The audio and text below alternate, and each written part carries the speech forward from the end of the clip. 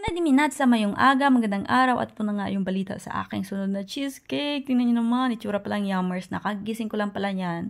Kasi ginising ako ng aking asawa. Excited na rin siya kasi na matikman itong aking ginawa last night. Nilagay ko yan siya sa ref. Kasi sabi nila maganda daw kapag malamig kainin. At yan na nga, nag-slice na ako dyan ng maliit-it. Masarap nga siya with the partner of coffee. Even yung asawa ko nasarapan siya. Sabi niya sa akin, next time gumawa daw ako ng mas malaki-laki para sampat ba yung aming pagkain. Kasi kulang yung ginawa kong cheesecake. So, ito na rin, nagtuhog na rin ako dyan ng aking gagawin na barbecue. Kaso nga lang, nagalit na ako sa asawa ko kasi sabi niya, wala pala kaming barbecuehan doon sa labas kasi sinauli niya. Nasira daw at hindi niya nabailuhan. Kaya yan, itsura, galit na galit. Ito yung magiging pagkain ng aking asawa. Ito yung sausage dito. Tapos, ito naman yung parang longganisa sa kanila. Pero, yung tawag dito is mitch. Dahil nga wala akong grill doon sa labas, kaya dito na lang ako mag-grill sa loob ng aming bahay using this aming aragas or lutuan. Yung ayaw ko lang dito mag-grill sa loob ng bahay kasi ang dami talagang lilinisin tapos maamoy ba. Kaso wala akong choice kasi gusto ko talagang kumain ng barbecue at nakaplano na talaga sa isip ko na ngayong araw ako magba-barbecue ba.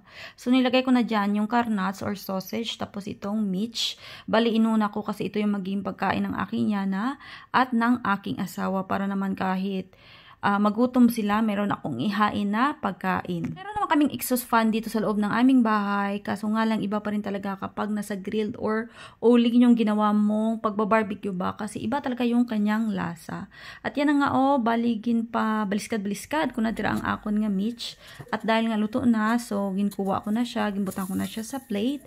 At ito na yung itsura ng mitch or parang longganisa dito. Pero iba yung lasa niyan ha. Iba kasi yung pagkatimpla at meron silang mga hinalo na ibang klase ng karne sa paggawa ng kanilang mitch. Then, yung sinunod ko na nilagay, itong aking manok. Tsaka yung baboy, ito rin yung pagkain ng aking asawa ba. Iba rin yung pagkatimpla noon.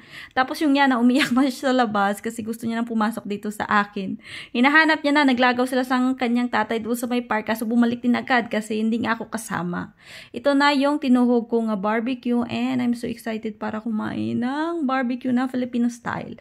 Bali, luto na pala yung magiging pagkain ng aking yana at ng aking asawa. Bali, gumawa rin pala ako ng salad pero hindi ko nga lang na-videoan siya. At ito na yung aking Filipino style barbecue. Mag-umpisa na tayong kumain. Kain tayong mga langga at ano ang inyong ulam dyan. Bali, nagkamay lang ako dyan ha, pero malinis yung kamay ko. Masarap kasi kumain kapag nakakamay ka. Tapos yan pa yung iyong ulam, yung barbecue. Grabe, naka-satisfying talaga yung aking feeling kasi nakakain ulit ako ng Filipino style barbecue. Tapos yung sausawan ko dyan is yung ketchup na maanghang.